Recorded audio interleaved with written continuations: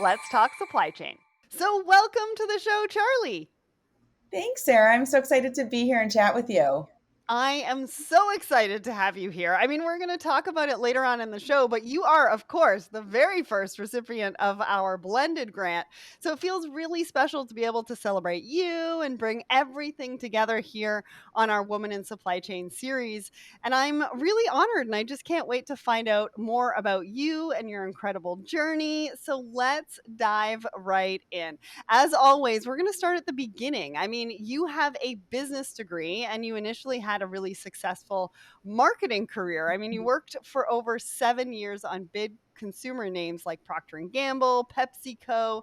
So tell us, what were those early years like for you, and what was your experience working on huge accounts like that, like right at the beginning of your career? Yeah, great question. I mean, it feels like it was a different lifetime. That is what I did, right out of college. I studied marketing. I really wanted to get into that like agency environment. So I was at two agencies over the course of my marketing career. And then when I reflect back, it actually makes so much sense that I Mm, landed where I am today with those kind of roots because I've always been in the service business. So not having a product, not having tangible inventory, but really understanding that I have to sell myself, I have to sell the mm. team behind me, and I have to deliver a quality service. And that's what that business is all about. It's a people business, a relationship business. So working with some of those big brands, I'd say was intimidating, but also being a consumer is really what connected me to them. And being really excited to work on brands that were on my shelves in my pantry and in my refrigerator, so definitely creates more of a purpose and connection that way. I totally understand that because I think the same way about supply chain, right? Like I Exactly. look at the things around the house and I'm like, "Ooh, how was that made? Where did the component?" I'm total supply chain geek. But anyways, I'm that's with you. besides the point. I kind of think of them the same way, or think about supply chain the same way that you think about marketing. But then you not only moved away from marketing into HR and recruitment, but you also moved away from mega B2C brands into logistics as well. So you've kind of done marketing, now HR and recruitment, specifically in logistics. And that's quite a pivot. So talk us through that. Why did you make such a huge change? And why logistics? I mean, I know that it kind of like sucks you in and you don't even know what happens. And then you end up being in logistics and then Yeah. you can't leave. So I get that part of it, but I want to hear from you. Yeah, and I think we've talked before because you have your family was in the business before you Yeah. got into it, correct? And Mhm. Yeah. I guess in an indirect way, that's how I landed in the industry. I did, start my career very independently, but at the same time, my husband, who I met my first day of college, so we were dating right when we graduated college, and he was a freight broker, and so that was my exposure to the industry. I mean, Mhm. this was back in the late '90s, a very different world when it came to technology. He did that for about 4 years, that cradle to grave freight brokerage environment. And then he had an idea to start a technology bringing shippers and carriers together. So, no different than what we're seeing in the industry today. This was just in 2000 before, apps existed or drivers had smartphones. So, Right. we had our first son. I went back to advertising, loved my job, loved my company, but it's a grind. I mean, you are burning midnight oil every night, hopping on a plane to deliver, a PDF that was printed out back then. So I decided I needed a change and I wanted to work. I wanted to be a working mom. So my husband at the time had 8 employees at his company, and I was like, let me just come work for you. I know a little bit of marketing. I'll get coffee. I'll staple papers if you need me to. Nice. I just want to be around adults and do something with my knowledge. And so I did probably staple papers for maybe 2 days before they realized they could use me in a different way, and they were growing and needed someone to help them find people, vet people, onboard people. So truly, I was up for it. I'm like, I'll teach myself. I knew nothing about recruiting, Mhm. but taught myself how to recruit in a very different environment. This was way before LinkedIn took off. So Craigslist, old school newspaper ads, but starting very scrappy, I think, is what got me not only interested, but it got me very well-rounded exposure to the industry, and Mhm. just trickled off from there. So never thought I would be a recruiter in logistics and supply chain, but very happy with where I landed. I resonate with your story so much, and I want to do a bit of a deeper dive on being self-taught. Hmm. But because I was self-taught, right? I didn't A lot of people think that I went to school for marketing. I did not go to school for marketing. I really taught myself everything that I know up until today. And even when my dad, closed his doors and I was out on my own, I was a self-taught really entrepreneur. Yeah. And then I had to teach myself, social media and website design and graphic design. And if Hmm. anybody was there at the very early stages, I mean, most people are going to tell you that I had no idea what I was doing with graphics, and they really didn't look very good, but you do what you have to do and you make the mistakes that you need to make to be able to learn from them. And that Hmm. was a really big part of my self taught journey. Yeah. And it's amazing because sometimes I'll sit in rooms and they'll be like, that's why she went to marketing school. And I was like, Not me. I didn't really, but okay, I'll take it. You know what I Exactly. mean? And those are kind of the moments where you're like, wow, I've really come a long way and I did that on my own. So, talk to us about how you did it. I mean, it was a mixture of learning on the job. I would Hmm. assume studying in your spare time. That's kind of how I did it.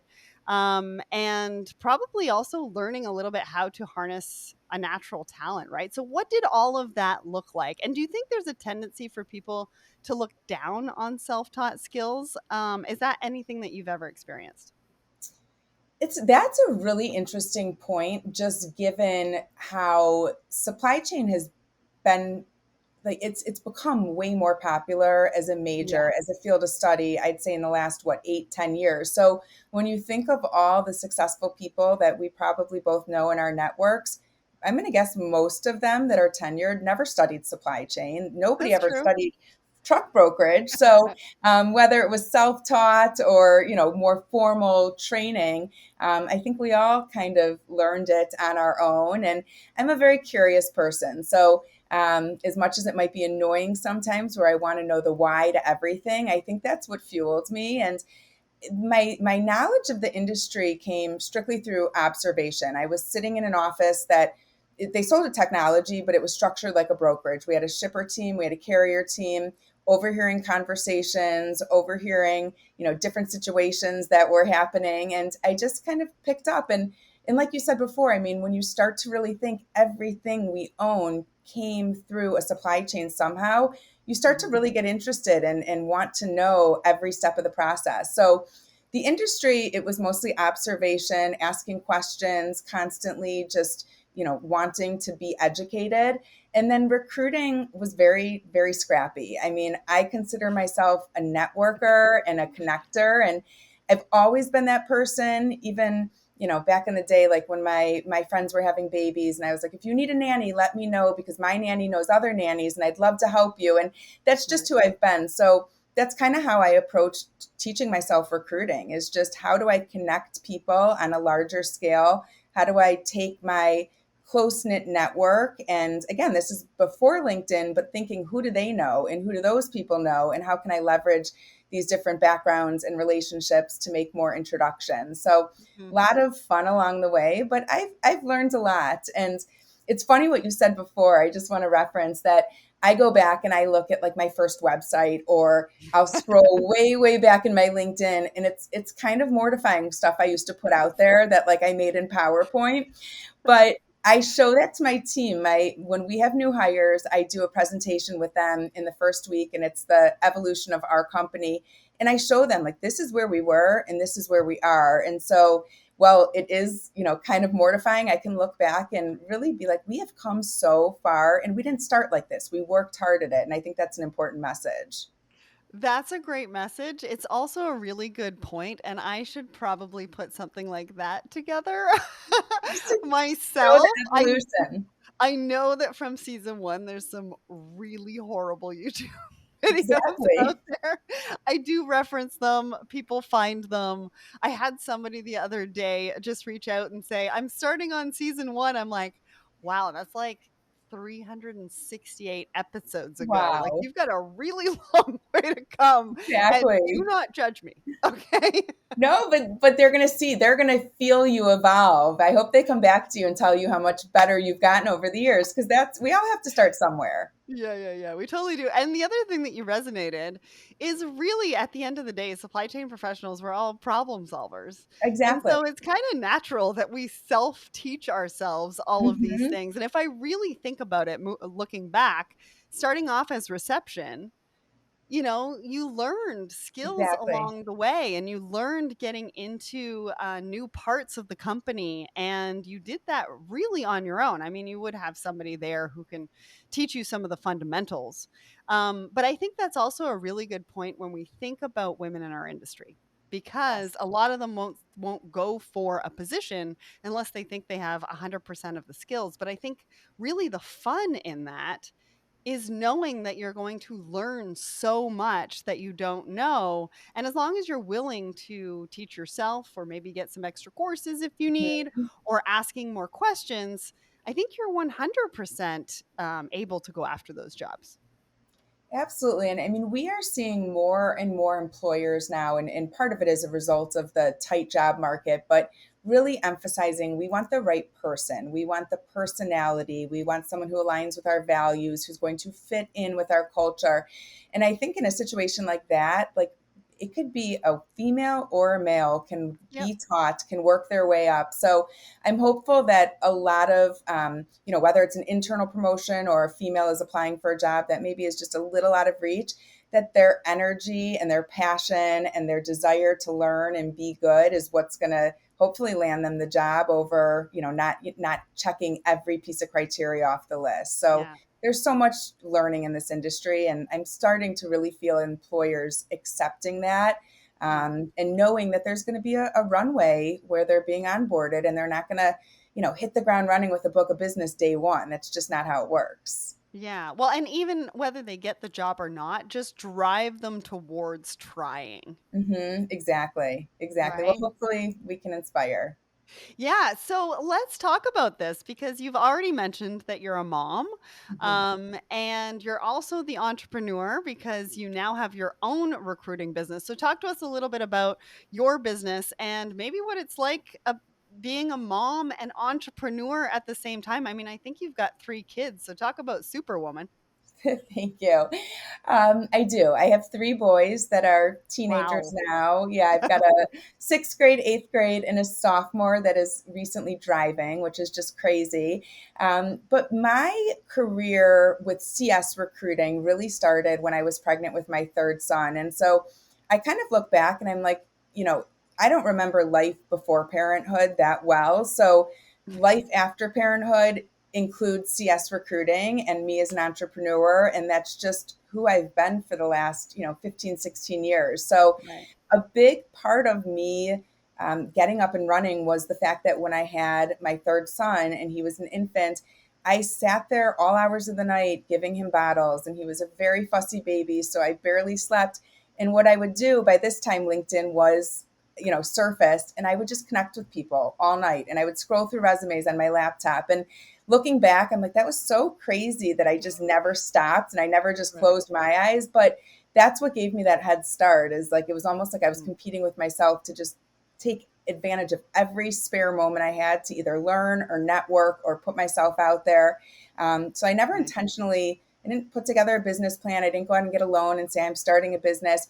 It was me doing some freelance recruiting work after my husband sold his business, and one project led to another.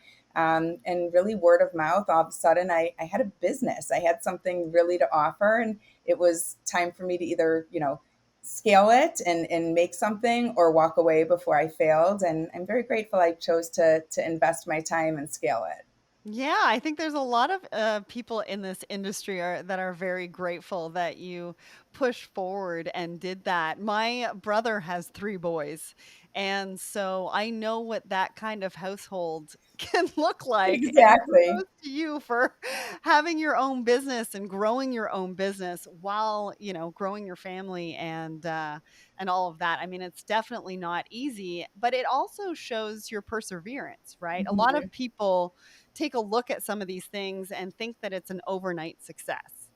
But what Exactly. they don't see is what went into getting that person to where they are today. And so you talking about, doing what you did at night while, feeding your child bottles and just consistently keeping going.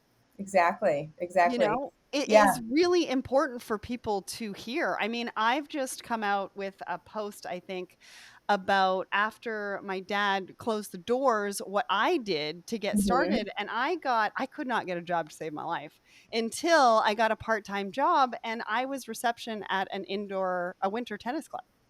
And not a lot of people know this, but I was a part time receptionist there for probably about 2.5, 3 years. I mopped floors, I picked up tennis balls, I Mhm. checked people in, but it also gave me the flexibility to be able to work on my business and grow Exactly. my business at the same time. And so it really was the perfect job. But a lot of people looked at me and they're like, "You're mopping floors?" And I'm like, "Yeah, you got to do what you got to do." Exactly. And I think about that a lot because, as we've grown over the years, obviously I started as a one woman show and we slowly built our team one by one, but we created a culture unintentionally with our very first hire. And so now culture is so important. We have 40 people Mhm. on our team. We really emphasize the connection and the values.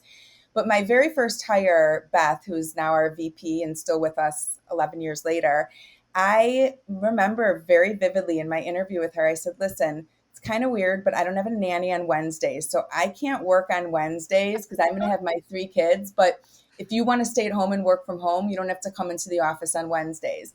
And she was like, okay. And of course, like I was available and I made up for that lost time at Yeah, yeah. night. But that has shaped our brand. And like truly, we are a workplace that is so family friendly. When we were in the office, we always, closed at 4:30 because we respected people not necessarily needing to go pick their kids up, but wanting to be home with their family Yeah. before the, dinner time or whatever was going on at night. So we also were in a hybrid environment before hybrid was anything. And it was for that reason to provide our team with balance, flexibility, trust. So Mhm. we've been hybrid since the very first day. Today we're fully virtual, but all of what I went through, and here I am screening a candidate and changing a diaper, like that was my real life. And I just, I saw the light at the end of the tunnel.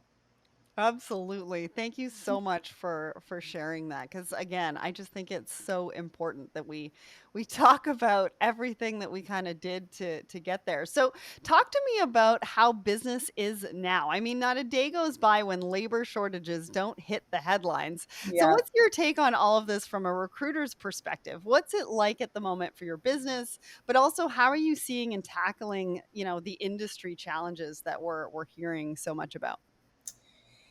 The market is very confusing right now. I'm not going to lie. It's like we're talking about this recession, we're hearing about layoffs, but yet what we are seeing is that the demand for people is way greater than the supply. So there Okay. are more jobs than there are qualified, available, interested people. And I think those are 3 really important words. Yes, there are warm bodies out there that are looking for roles, but in our industry, there is a lot of value in experience and exposure and skill set. So, finding candidates that are qualified for the job, interested in working for that company. And then when you throw on, are they available? Are they in the right city for your organization? And do they have an employment agreement? So, there's a lot of factors that go into the talent pool and really, the amount of candidates we can work with for these searches. But we are definitely still seeing a hot market, lots of opportunities. What goes on in the industry, I would say we're either like 2 steps ahead of them or 2 steps behind them as it relates to the hiring needs. So, for example, last year when the steamship dilemma was all the rage and everyone's talking about steamship issues, we felt that we knew it was going on, but we felt it after, when clients started coming to us and saying, we need to find a head of our manufacturing department that can set up a facility in Mexico because we're too worried to keep doing business with China. Right. And so it's like, okay, that makes sense. Or we need to hire some rock star import export people that, can really bring relationships and negotiate because we're struggling so much to get our freight in and out of the country. So it is interesting how you see that trickle into the types of positions, the type of talent companies are looking for. But at the end of the day, still specialized positions. Obviously, we're seeing a lot of mid management roles just because when you get into that director and above, there's, one, two people per company. So they're much Yeah. more specialized and unique. But we're seeing a really good array of jobs right now. So if candidates are even thinking about looking, I would still advise them like this is the time to know your value, whether you leave or not. Mhm. Put yourself out there and find out what else you could be doing and what other types of companies you could be working for. Amazing. I love that. And thank you so much for sharing that because I get people reaching out to me all the time and they're like, I'm looking for a supply chain job in Canada or, I'm looking for a supply chain job in the US. And I'm like, I'm not a recruiter, but Hmm. maybe check out some of these people. And you're definitely one of those people that I suggest that they go out and follow and Yeah. maybe connect with or whatever. And I think you're right. I think, just the mention of knowing your worth, Hmm. and going out there and, just even seeing what's in the market and what you bring to the market versus what the organizations are looking for, because you most likely have a specialized skill that they're looking for that maybe you haven't even considered. And I think a big part of, putting yourself out there looking for a new job potentially is really networking. And you've said this earlier in the conversation that you love networking and that's kind of how you started. But I think you also call yourself a master networker, which I love. Yeah. It's 6 degrees of connection, and in our industry it's like 2 degrees, and so that's really how I think about it is like if there is a company or a person that I want to know, there's a very good chance that I know someone who knows them Right. somehow, and that's really my strategy. I'm not overly aggressive. I'd say when I network, I'm very much about giving before I try to get anything. So Mhm. I don't even consider myself a salesperson. I don't go in and my first email is not just, use our recruiting services if you're hiring. Right. I loved that you said this on your profile, or I listened to you on a podcast and I really enjoyed what you had to say. So I love to share information. I love to absorb information and pass it on. But I think that's a big part of networking is just being passive and finding what you have in common with someone before you just try and sell them something, because that can be a huge turnoff. And LinkedIn makes it easy to network, but it also makes it very hard to sift through the garbage to find out who's legit, who you really want to be connected to, what can Mhm. you do for them, what they can do for you, because I'm sure everyone's LinkedIn inbox looks like mine and it's just overflowing with sales messages every day. Really? I don't get a ton of them. I don't know. Maybe I should knock on wood because I don't get a ton of them, which I'm very grateful about. You know what? I actually can empathize for the candidates too, because I get messages every single day from recruiters that are asking me if I want a new position. And like, Well, that is just, it's such a turnoff because it's like, if you would have taken 2 minutes to read my Mhm. profile, like, I hope I'm not going to be looking for a new position anytime soon. And Yeah. so, when it's happening to me, it just is like, God, how many messages are my recruiters on my team getting, or how many messages are these candidates sifting Yeah. through to really make sense of the direction they should go in? Yeah, so in saying that though, when I do get them, they are very much not on brand for what I would even need, which goes Mhm. to tell me that they really haven't done any research. And those are the ones that I'm just like, really? Okay. Because I Yeah. answer all my messages Yeah. except for those ones. Exactly. Don't message Exactly. me something that's not relevant. So going back to sort of LinkedIn, maybe versus in-person events. Got any tips? I mean, you said some tips obviously with LinkedIn and reaching out to people. I think obviously that note that you put when you do ask for a connection as to Mhm. why you want to connect and things like that is super important. But, should people be doing, I mean, I think they should be doing a lot on LinkedIn, but what about in-person events? Because those are kind of coming back. And how important is that to your networking strategy? Yeah, I mean, it was very important before COVID. And then, like everyone else, we learned to survive and really thrive virtually. I definitely appreciate in person interaction. And I know, Sarah, we're going to meet in person next week, and I'm excited for that event. But there is also something about virtual that I want to hang on to. And I hope Mhm. that this sticks because when you think about efficiency, I can talk to so many more people in a day here in my home from my desk than I ever would be able to if I had to travel to multiple cities or visit every client every Mhm. weekday. There's also something to be said, not only for like the energy we save. I consider myself an introvert. So when I go to those conferences, like I am drained. I need a Mhm. vacation after a 2 day Right? conference. And there's something about when I'm in my own home, like I can take breaks. I'm comfortable, Mhm. in my environment. So I think it requires a true blend. And it's interesting because when I received that blended grant, I went to the CSCMP in Nashville and I brought one of our business development reps with me. And it was really interesting to see she is a trained sales rep. And like I said, I don't consider myself a sales rep. And so Right. the way I approach it is I go up to people I know and I talk to them and catch up with them. And, ultimately someone they know will walk up that I don't know and they'll make that introduction. So I network in person the same way I do on LinkedIn. Like I'm always leveraging one person to get to another.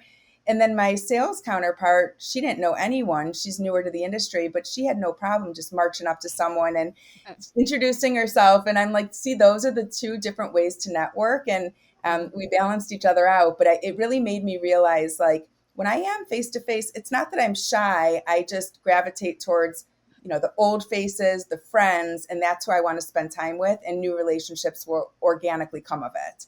So we Yeah. need a blend. We definitely need a balance. And I feel like we're in a good place as like an industry and a society now with accepting virtual, but still Mhm. weaving back in some of the face to face. Yeah, and I resonate with her a lot because, like, I was in sales for 8 years, like, logistics sales, which is not So tough. easy, No, it's and not. so I know what it's like to walk into a room and just walk into conversations, be like, "Hey, guys." Exactly, exactly. And it's funny because when I'm in a situation like that, I'm like, wow, I really am shy or reserved, or, it's not that I'm unapproachable. I just kind of stick to what I know. And LinkedIn has, enabled that, if you will, but also it's been a huge value to Mhm. take it that way.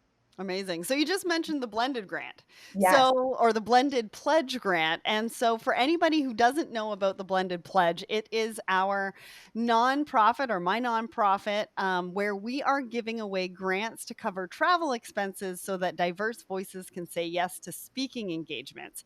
It's really something that we can make an impact on really easily and really quickly. And that's one of the reasons why we chose that avenue. And Charlie is the first blended plant grant recipient. And so huge congratulations to you. So talk to us about it. How did that grant, help you?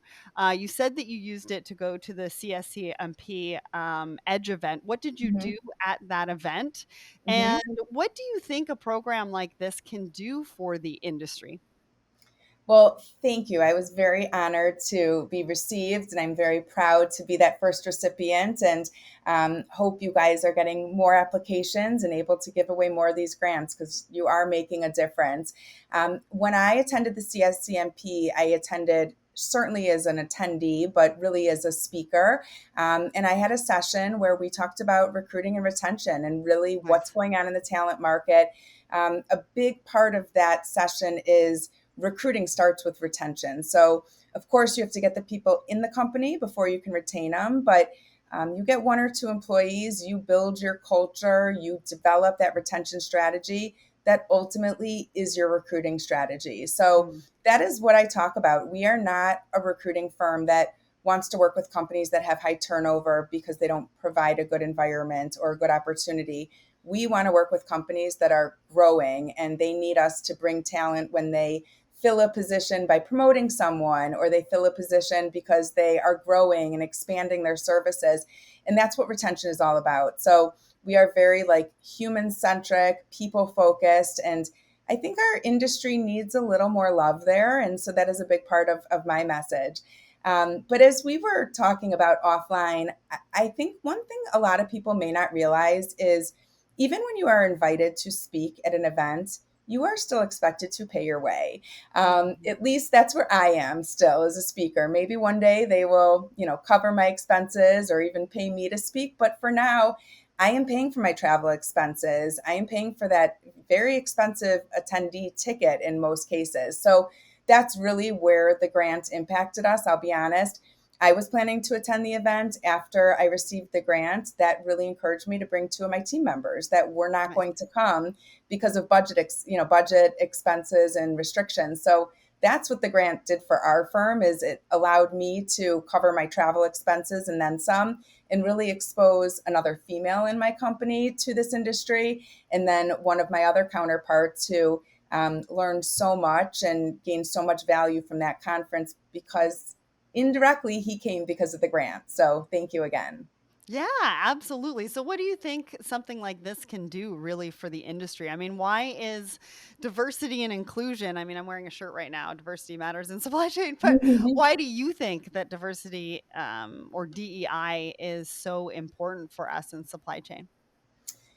I mean, I think that there's so much talent out there that has more to offer, especially if we go back to our earlier conversation about, you just have to have the street smart sometimes, not necessarily the education or that hands-on experience. So obviously my focus in this industry is female. I want to see more females in the industry.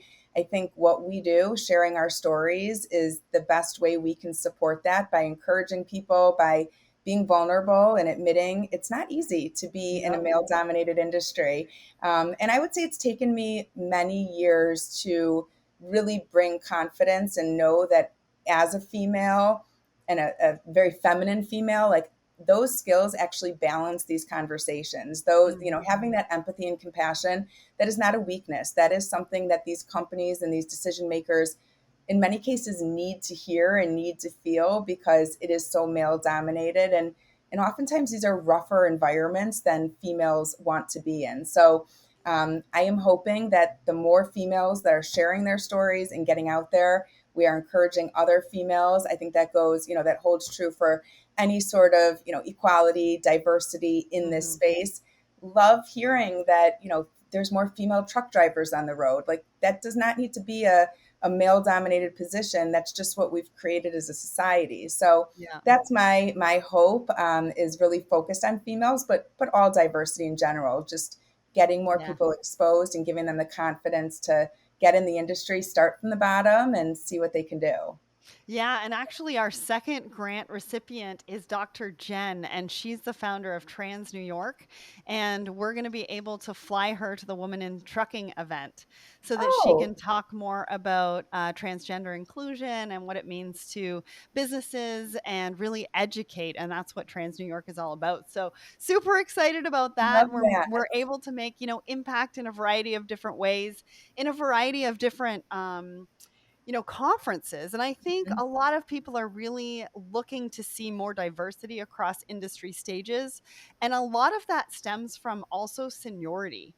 They Yes. want to see people that they can resonate with, not just C suite, VP, all of that. They want to see people from frontline all the way up so that they can resonate with them. And so when we think about diversity and inclusion, it really does cover so many angles and there's so Mhm. much opportunity. And so just super grateful for you to share your experience with us and with the community. And I think together we're really going to make a huge impact. So you are always working to inspire others. I mean, I think you can just tell by this conversation. And also, you're inspiring others to discover their full potential. But who Mhm. inspires you? Oh, well, I was, I came from a family of entrepreneurs. So I don't think I was directly inspired by them to get where I am today. I honestly think it was like in my DNA, and that's just Oh, who I I see that was. Nature, nurture, if you want to go there. But like I said before, I'm a very curious person. I read a lot of books, I listen to a lot of podcasts. And something that I do that I don't think a lot of people do is when I read a book or listen to a podcast and I feel inspired, I reach out to whoever was being interviewed. I reach out to the too. author, and it has turned into some of the authors respond and engage, and I can really, tell them how much their book or words inspired me. But I read a book like 3 years ago, maybe 4 years ago, written by a very young entrepreneur, a female author, and I reached out to her on LinkedIn, and she has really become my mentor. And it's just so funny when I Awesome. think back, like she inspired me. She was so grateful I reached out, and now I'm so grateful that one email on LinkedIn, she is now an executive coach of mine. I participate in a Right. mastermind group with her. So, a very roundabout way. And, if you would have asked me 5, 10 years ago who my mentor will be, I Mhm. probably would have said in this industry, like a, 60-year-old male. Like that's Right. just what I was surrounded by. So, very cool to think like my mentor right now is a 29-year-old female, and I have a lot to learn from her. So, that's how I get inspiration from different sources, but then really from the people behind them. Amazing. And I love that. Just reach out to people. You never know what can happen. Now, quickly, before we close this out, what advice do you have for girls and women looking to follow in your footsteps in the industry, or maybe even get in the industry, or maybe even look to further their career in the industry? Probably going back to what I said earlier, that females tend to have more empathetic and compassionate personalities. And I think a lot of times in male industries, you assume that the female is going to be, trampled over because there's so much loud voices and that male dominance. And I have found that expressing my emotions, and I'm not a super emotional person, but I am empathetic. I feel for people, I care for people, I put myself in everyone's shoes. Mm, That is what I would encourage females to do, to embrace that and know that no, you don't want to be emotional crying on the job every day, but you need to bring that other side to the job with you because it will inspire people. It will create a better, more accepting, safer culture in any company. So don't hold back. Like that would be, I wish I knew that, 10 years ago that it was really a superpower, because I truly thought being empathetic was a weakness until a mhm. couple years ago when I've just started to embrace it. So that's what I would tell every female: be vulnerable, be empathetic, be compassionate. It will take you very far. Thank you for that. And I just finished reading a book about being nice by Fran Hauser, and how nice in the corporate world has always been seen as not a very good word. And I actually had this conversation with somebody a couple of weeks ago, and she really turns it around in this book on Love how that. you can be nice in business and Mhm. in your career, and that it can actually open a ton of doors. So go and check that book out if you haven't read it. But unfortunately, I have to bring our conversation to a close, but I'm sure this will be the first of many. I mean, I've absolutely loved finding out more about you. And there's so much for all of us to really take away from what you've said today. I mean, you're the perfect example of finding balance and showing us that female professionals can be more than just one thing, right? You can be Exactly. tenacious, but mindful. You can be a mother and an entrepreneur. You can be ambitious, but also do the right thing. And I think right now, with all of the challenges that we're facing as an industry, we really need more people like you in leadership positions that can really make a difference. So, massive thanks to you, Charlie, for Thank joining me you. on the show today. What an episode! Appreciate it.